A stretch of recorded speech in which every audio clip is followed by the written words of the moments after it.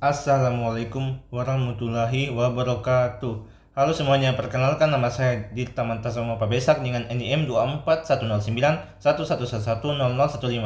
Di sini saya akan membahas tentang anatomi permukaan dengan dosen pengampu Dr. Oski Iliandri Magister Kesehatan. Nah, saya akan membahas tentang anatomi, yang dimana ilmu anatomi adalah ilmu cabang biologi yang dimana ilmu ini mempelajari tentang struktur tubuh makhluk hidup seperti manusia, hewan, dan tumbuhan. Nah, dalam konteks manusia ini, anatomi ini berfokus seperti letak, bentuk, susunan, serta hubungan antar organ tubuh seperti tulang, otot, pembuluh darah, saraf, dan organ-organ lainnya. Sehingga di anatomi ini dibagi atas dua hal utama, yaitu anatomi makroskopis atau gross anatomi, yang dimana berarti mempelajari tentang struktur tubuh yang dapat dilihat dengan mata telanjang seperti organ-organ besar dan sistem tubuh. Sedangkan anatomi mikroskopis atau histologi adalah mempelajari struktur tubuh yang hanya dapat dilihat oleh mikroskop seperti jaringan dan sel. Nah, ilmu anatomi ini sangat penting di kehidupan kita, khususnya di bidang kedokteran ini, karena anatomi ini dapat membantu para dokter, ahli bedah, dan profesional kesehatan untuk memahami bagaimana tubuh bekerja dan bagaimana mengatasi gangguan mungkin terjadi pada tubuh kita ini. Nah, di sini saya akan membahas tentang beberapa hal di anatomi permukaan. Nah, yang saya akan bahas pertama yaitu organ mata. Nah, organ mata ini adalah organ yang bertanggung jawab untuk penglihatan kita, sehingga seluruh hal yang kita lihat ini akan ditangkap oleh mata, yang dimana bagian-bagian penting pada mata ini meliputi seperti kornea, lensa, retina, dan saraf tropik. Dan dimana cahaya yang masuk dalam kornea ini akan difokuskan oleh lensa dan diterima oleh retina yang akan mengirimkan sinyal ke otak untuk diproses menjadi sebuah gambar, dan gambar itu akan ditangkap oleh otak kita, sehingga itu adalah hal yang apa yang kita lihat itu akan dikirimkan semua ke otak kita, sehingga di mata ini akan sangat berfungsi dalam melihat dan mendeteksi cahaya, warna, serta bentuk. Nah, itu adalah organ mata ini. Lalu yang selanjutnya ada organ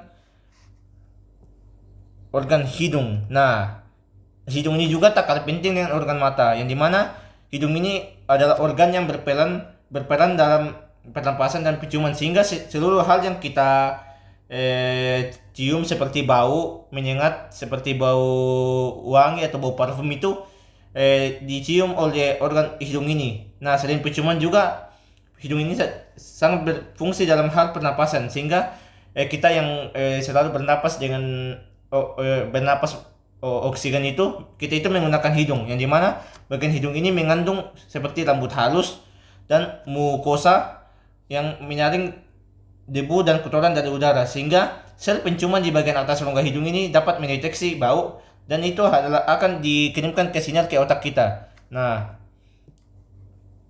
fungsi utama dari hidung ini adalah untuk mencium aroma dan membantu proses pernapasan yang ada, dan pada saat ditangkap itu akan disarang oleh hidung, dan itu adalah yang dapat membantu kita dalam bertahan hidup. Nah, setelah hidung ini, organ ketiga adalah mulut. Nah, mulut ini adalah bagian awal dari saluran pencernaan dan berperan dalam berbicara, sehingga semua hal tentang pencernaan itu seperti yang dilakukan oleh lambung, usus, dan lain sebagainya itu berawal dari mulut, karena semua makanan dan minuman itu akan masuk melalui mulut ini.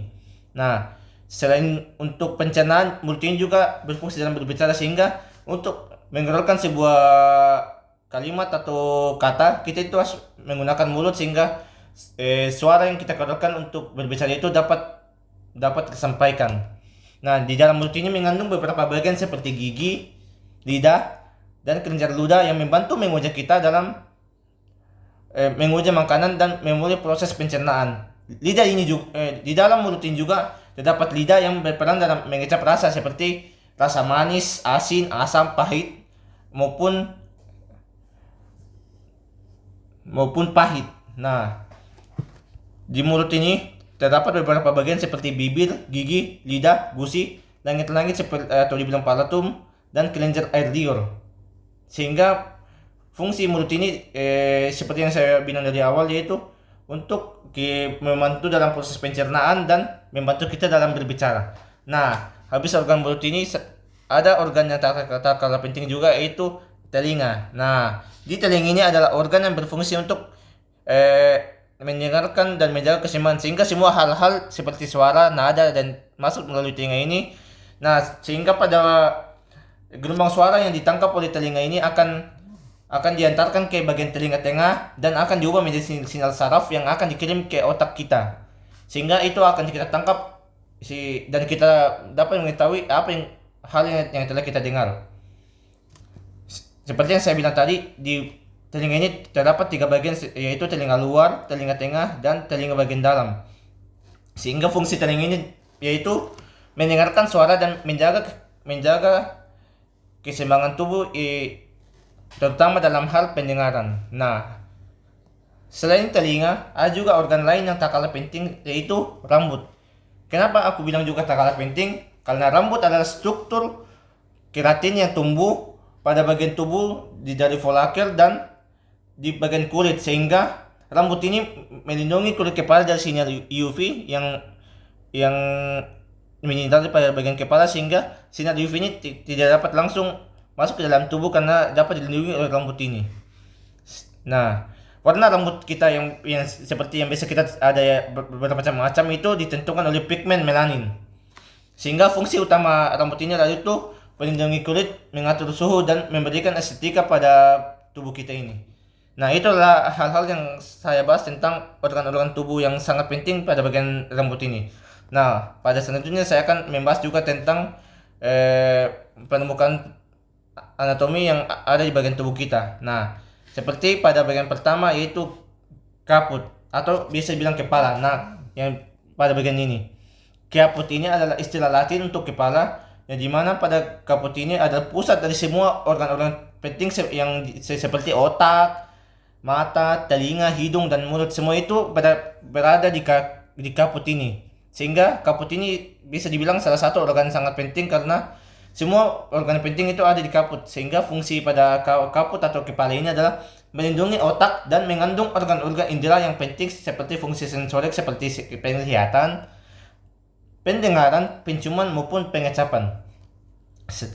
Lalu selanjutnya ada kolum, yaitu pada bagian leher ini. Nah, kolum adalah istilah Latin untuk leher, yang dimana kolum ini berfungsi untuk menghubungkan kepala dengan batang tubuh, yang dimana pada bagian kolum ini terdiri atas tulang belakang leher, otot dan tendon, pembuluh darah besar, maupun saluran pernapasan dan esofagus. Nah, semua itu ada dalam kolum ini, sehingga fungsi kolum ini adalah untuk mendukung kepala, memungkinkan pergerakan serta menghubungkan saluran pernapasan dan pencernaan antara kepala dan tubuh.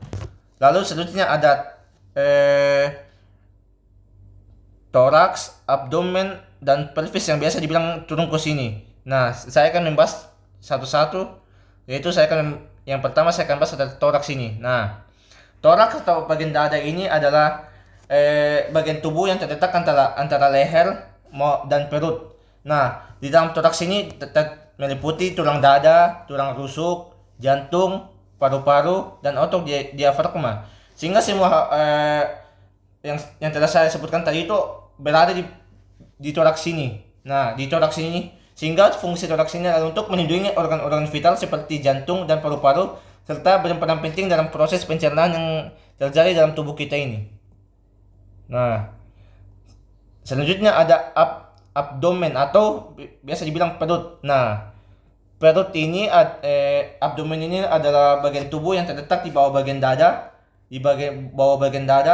dan di atas panggul ini, yang dimana abdomen ini berisi tentang beberapa organ penting untuk pencernaan dan metabolisme.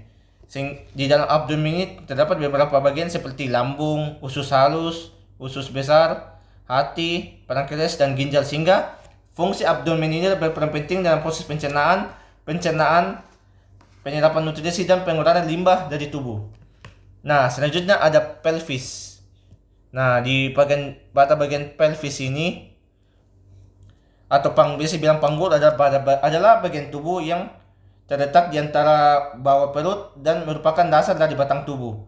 Sehingga struktur panggul ini terdiri atas tulang panggul seperti yang saya perlihatkan pada gambar ini, yaitu tulang panggul, organ reproduksi seperti rahim, ovarium dan lain sebagainya, kantung kemih dan rektum, sehingga fungsi pelvis ini sangat berperan penting dalam menopang organ-organ di dalam rongga panggul untuk membantu melindungi organ reproduksi dan saluran kemih serta mendukung gerakan tubuh pada bagian bawah. Nah, itu adalah beberapa bagian yang telah saya bahas yang pada selanjutnya saya akan membahas tentang organ-organ pada bagian dari atas kepala sampai bawah kaki. Nah, dari atas kepala sampai Marius ini biasa kita bilang seperti membran superius, dan pada bagian dari femur sampai pes ini biasa dibilang dengan membran inferius, sehingga itu adalah hal yang dapat membedakan. Seperti pada membran superius ada brachium ini atau biasa dibilang lengan atas, lalu ada antebrachium atau lengan bawah, serta manus atau biasa dibilang tangan. Nah, pada bagian membran inferius ini terdapat juga femur atau paha, cross atau betis, serta pes atau kaki. Itu adalah hal-hal yang dapat menggambarkan tentang pada bagian tubuh kita ini. Nah, setelah saya membahas tentang bagian-bagian tubuh yang penting juga ini, selanjutnya saya akan membahas tentang tulang-tulang yang ada di dalam tubuh kita ini. Nah, tulang ini adalah suatu hal yang penting untuk di dalam tubuh kita, karena tulang ini dapat membantu kita dalam beraktivitas dalam kehidupan kita sehari-hari. Nah, di sini saya akan membahas yang pertama, itu os frontale atau tulang dahi yang saya tunjukkan di atas ini. Nah, os frontale ini adalah istilah Latin untuk tulang dahi, yaitu tulang besar yang membentuk pada bagian depan dan di atas tengkorak, sehingga tulang ini dapat membentuk dahi, melindungi otak, serta memiliki sinus frontalis, sehingga fungsi dari os frontale ini adalah untuk melindungi otak yang ada di dalam tubuh kita ini, memberikan bentuk pada wajah dan mendukung struktur wajah ada di sekitar mata kita ini. Nah, itu adalah fungsi dari tulang os frontale atau tulang dahi. Nah, selain ada tulang dahi, ada juga saya membahas tentang os zygomaticum. Nah, os zygomaticum ini atau biasa dibilang tulang pipi ini adalah tulang zygomatik yang membentuk pada bagian samping dan bawah orbit mata, serta memberikan struktur pada pipi, yang dimana tulang ini terlihat di sisi wajah dan dapat memberikan kontur pada pipi dan berperan dalam membentuk lengkung zygomatik yang ada di dalam ini. Nah, sehingga fungsi os zygomaticum ini dapat yaitu mendukung struktur wajah dan melindungi mata, serta memberikan bentuk estetika pada bagian pipi kita ini, sehingga pada saat kita melihat pipi kita itu dapat terbentuk karena tulang pipi ini. Nah, selanjutnya ada os coccygis atau tulang ekor. Nah, os coccygis ini juga tak kalah penting dalam kehidupan kita, karena pada tulang os coccygis ini atau tulang ekor ini ada bagian paling bawah di dalam tubuh kita, karena berada di paling bawah dan berada di tulang belakang, yang dimana tulang ini terdiri atas 3-5 tulang kecil yang ada dalam sini, tulang kecil yang menyatu, tapi biasanya juga ada 4. Nah, dimana tulang ini terletak di bawah os scrotum yang merupakan sisa evolusi dari ekor pada nenek moyang manusia, dan berfungsi sebagai titik pendekatan beberapa seperti otot, ligamen, dan tendon di area panggul, dan membantu menstabilkan tubuh ketika kita duduk maupun ketika kita bersandar. Sehingga fungsi dari os coccygis ini atau tulang ekor ini adalah menyediakan dukungan struktural dan titik pelekatan bagi otot-otot di atas panggul. Nah, itu adalah fungsi-fungsi dari os coccygis atau tulang ekor. Selanjutnya saya akan membahas tentang os coxae atau tulang panggul. Nah, os coxae atau tulang panggul ini adalah yang berfungsi untuk membentuk pada bagian tangan di depan panggul. Nah, sehingga tulang ini terdiri atas 3 bagian utama seperti ilium, istium, dan pubis. Sehingga fungsi dari os cos cos os coxa ini adalah untuk mendukung organ panggul dan menopang berat pada tubuh dan menyediakan titik pelekatan untuk otot-otot kaki dan pada punggung bawah. Nah, itu adalah penjelasan sedikit tentang os coxae. Nah, selanjutnya saya akan pindah ke os scrotum yang berdekatan dengan os coxae ini. Nah, os scrotum tadi ini adalah yang berfungsi sebagai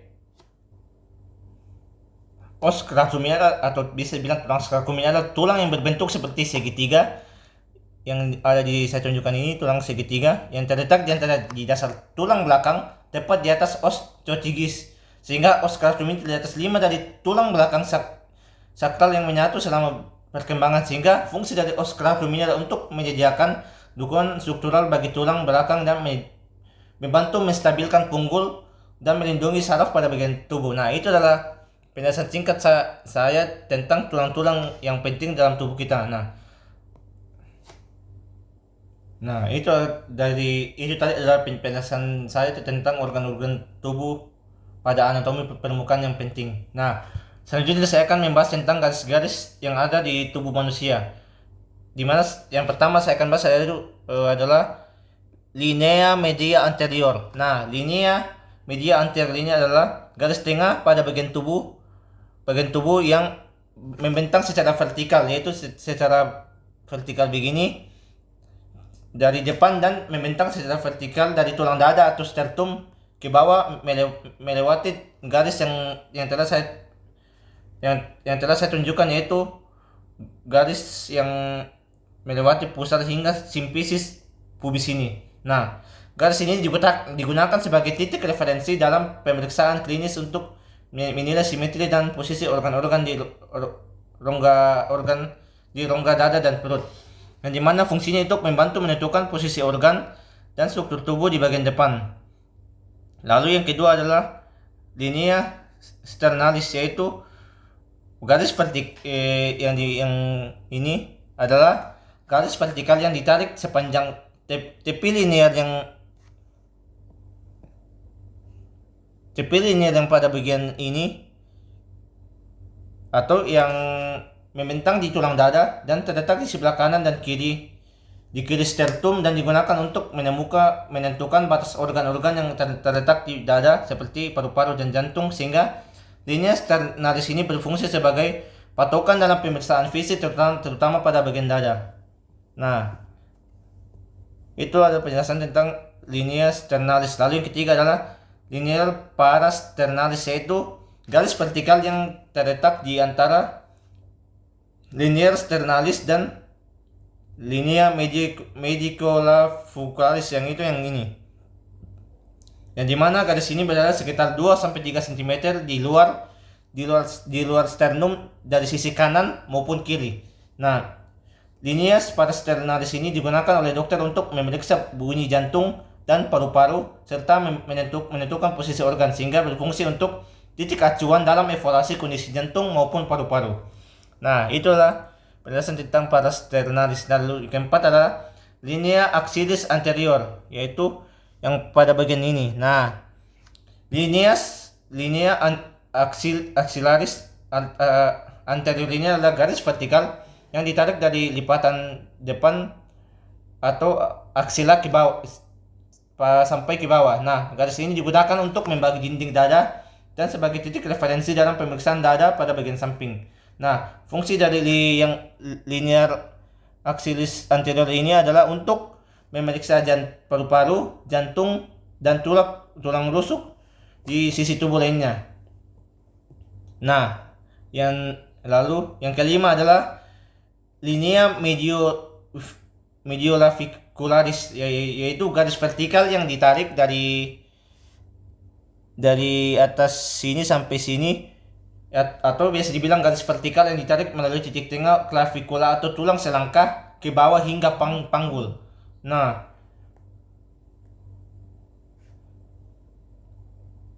sehingga pada bagian fungsi medioclaviculus ini dapat berfungsi untuk membantu dalam evaluasi kesehatan organ dada maupun perut. Nah, itu adalah penjelasan saya tentang garis-garis yang berfungsi pada anatomi permukaan ini. Nah, dan selanjutnya saya akan membahas tentang yang tak kalah penting, yaitu organ-organ pada anatomi permukaan yang tak kalah penting yang untuk kita bahas. Nah, di sini saya akan membahas beberapa organ, yaitu yang pertama adalah organ glandula tiroidea. Nah, glandula tiroidea ini adalah, atau kelenjar tiroid ini adalah kelenjar enkroid yang terletak pada bagian depan leher, dan di bawah laring atau kotak suara, yang dimana pada bagian ini menghasilkan hormon tiroid T3 dan T4 yang berperan dalam mengatur metabolisme tubuh, suhu, dan pertumbuhan yang ada di dalam tubuh kita. Nah, selain itu, organ ini berfungsi dalam mengontrol kecepatan pembakaran energi dan proteksi protein dalam tubuh. Nah, itulah fungsi garuda. Yang selanjutnya ada esophagus atau kerongkongan, yang dimana adalah saluran pencernaan yang menghubungkan faring atau tenggorokan dengan lambung atau gaster, yang dimana panjangnya sekitar 25 cm dan berfungsi sebagai mengantarkan makanan yang masuk dan ke dalam lambung melalui penggerakan peristaltik. Nah, lalu yang ketiga adalah trakea. Nah, trakea ini atau tenggorokan adalah saluran pernapasan yang terletak pada bagian depan esophagus yang berfungsi sebagai untuk menghubungkan laring dengan paru-paru pulmo yang tersusun atas tintin tulang rawan, sehingga berfungsi dalam mengalirkan udara ke dan dari paru-paru. Lalu organ selanjutnya adalah pulmo atau paru-paru.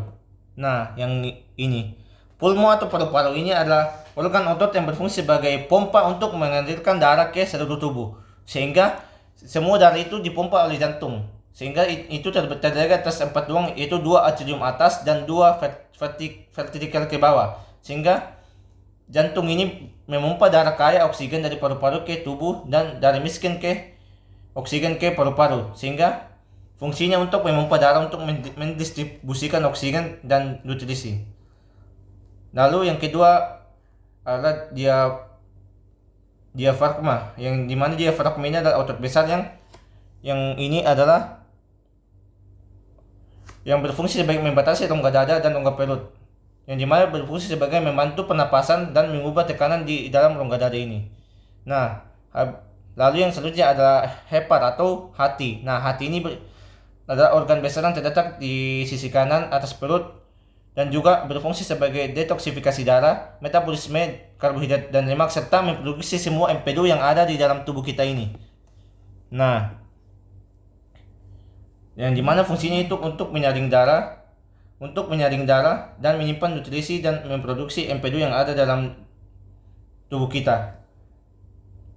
Lalu yang selanjutnya adalah lambung, yaitu gaster, yang ini yang ditunjukkan ini, yang dimana lambung ini adalah organ pencernaan yang berfungsi sebagai tempat pencernaan makanan secara kimiawi dan mekanis, sehingga lambung ini dapat menghasilkan asam lambung dan enzim untuk memecah makanan menjadi bentuk yang mudah dicerna, sehingga fungsi utamanya untuk mencerna makanan dan membunuh semua mikroorganisme yang ada dalam tubuh kita ini.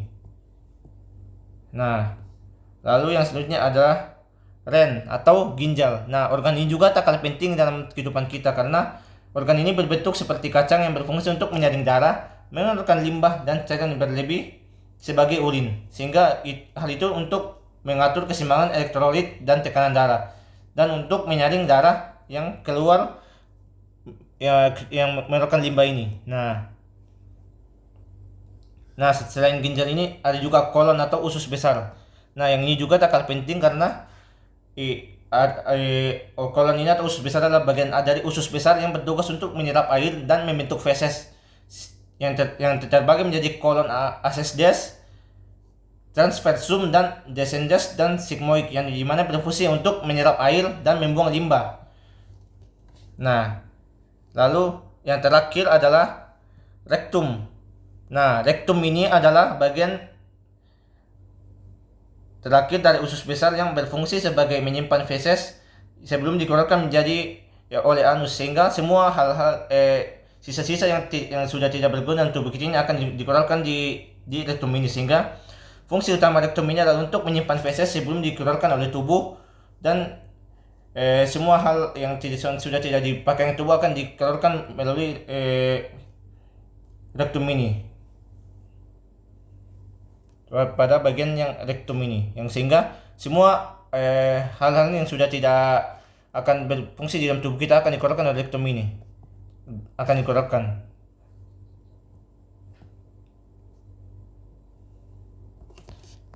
Nah, mungkin itu penjelasan singkat dari saya tentang anatomi permukaan. Semoga hal yang saya bagikan ini dapat bermanfaat bagi kita semua dan dapat menambah ilmu dan wawasan bagi kita semua.